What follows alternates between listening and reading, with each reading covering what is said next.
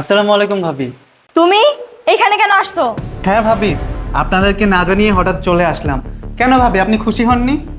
আসলে কি হয়েছে বলেন তো ভাবি, আমি না গ্রামে থেকে শহরে ভর্তি হয়েছি, কলেজে চান্স পেয়েছি আপনাদের এই শহরে। তাই ভাবলাম যে একটু ভাইয়ের বাসা যেহেতু এখানে আছে, বাইরে কোথাও না থেকে ভাইয়ের বাসাতেই থাকবো। এখন থেকে ভাবি আমি আপনাদের সাথেই থাকবো। ভাবি আপনি খুশি হননি? আচ্ছা কি বলো তো, আমরা যে ভালো আছি এটা তোমাদের ভালো লাগছে না তাই না? তুমি তো এক কাজ করতে পারো, বাইরে টিউশনি করে তো থাকতে পারো তাই না? আচ্ছা তুমি যে এখানে থাকবা, তোমাকে রান্না করে খাওয়াবে কে? তোমার টেক কেয়ার কে করবে? আমি কি তোমার চাকরানি নাকি? তোমাদের কি ভালো লাগে না বলো তো? তোমাদের জ্বালায় আমি গ্রাম থেকে শহরে চলে আসছি, এইখানে এসেও সেই অবস্থা। তোমাদের কি আমাদের সুখে থাকতে দেখতে ভালো লাগে না? আমার স্বামী তো তোমাদের ছোট থেকে বড় করছে তাই না? এখন তো তোমরা বড় হয়েছো, এখনো কি আমার স্বামীর কাঁধে পা উঠে দিয়ে থাকতে চাও নাকি? হ্যাঁ, গ্রাম থেকে চলে আসতে ভাইয়ের বাসায় থেকে লেখাপড়া করবে। তোমার ভাই কি তোমাদের জন্য টাকার পাহাড় বানিয়ে রাখছে নাকি যে সেটা আসবার খাবা আসবার খাবা? শোনো, তোমার সাথে না আমি আর একটা কথাও বলতে চাই না। তোমার যদি লজ্জা থেকে থাকে তাহলে এখনই বাসা থেকে বের হয়ে যাও, ভালোই ভালোই বলছি। হ্যাঁ, কি ব্যাপার, কি হয়েছে এখানে? ভাই আসসালামু আলাইকুম। ওয়ালাইকুম সালাম। তুই কবে আসলি? এই তো ভাইয়া একটু আগে এসেছি।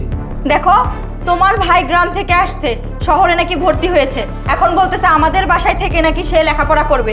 এটা কিন্তু আমি একদম মানতে পারবো না। তোমার ভাই রান্না বান্না করে কে খাওয়াবে? আমি কিন্তু পারবো না। তোমার ভাই যদি এখানে থাকে তাহলে কিন্তু আমি চলে যাব। তাড়াতাড়ি এখনই তোমার ভাইকে বিদায় করো। তোর ভাবি তো ঠিকই বলছে। তোর ভাবি কি এখানে কোনো টেক কেয়ার করবে নাকি তোর? আর সে কি কোনো চাকরাই নাকি যে তোকে রেধে বেড়ে খাওয়াবে তোকে? এই চল, এই গ্রাম থেকে তোর ভাবের না কিন্তু এখানে চলে আসছি একটু শান্তি পাওয়ার জন্য। তোরা কি শান্তিটাও দিবি না? এই শোন, গ্রামে কিন্তু তোদের জন্য অনেক কিছু রেখে আসছি, তোদের সুখী থাকার জন্য। আর আমি তোর ভাবিকে নিয়ে ঢাকা শহরে আসছি, তাই একটু শান্তিতে থাকবো।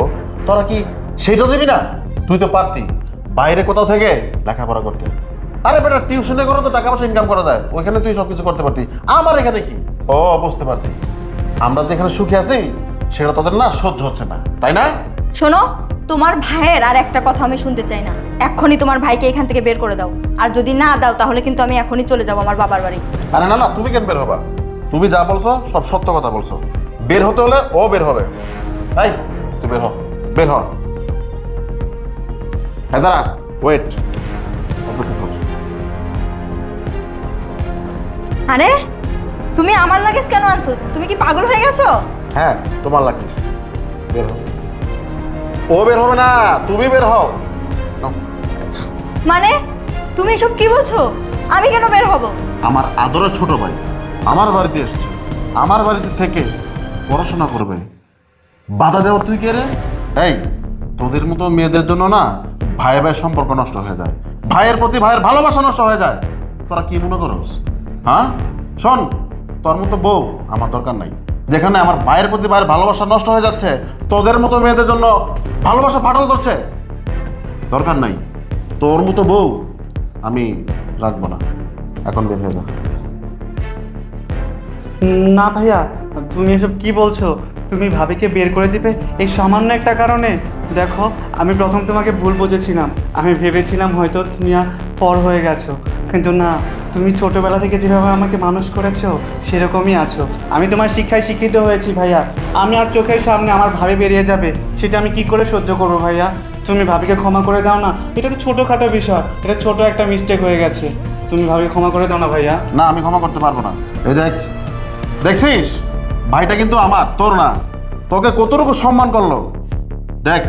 তুই যার জন্য কুয়া কাটতে চাইছিলি সেই তোকে আজকে বলতেছে না, ভাবিকে বের করো না। ভাই তোর জন্য সুপারিশ করতেছে আমার কাছে, দেখতেছিস না? শ্রাবণ, প্লিজ ভাই তুমি আমাকে ক্ষমা করে দাও।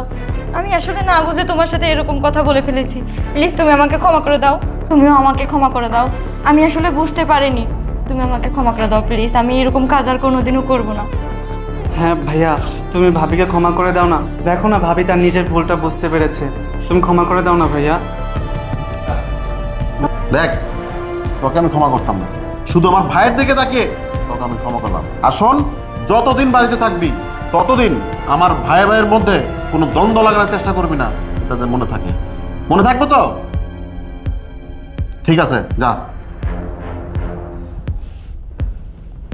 ভাই। আচ্ছা, বস বস।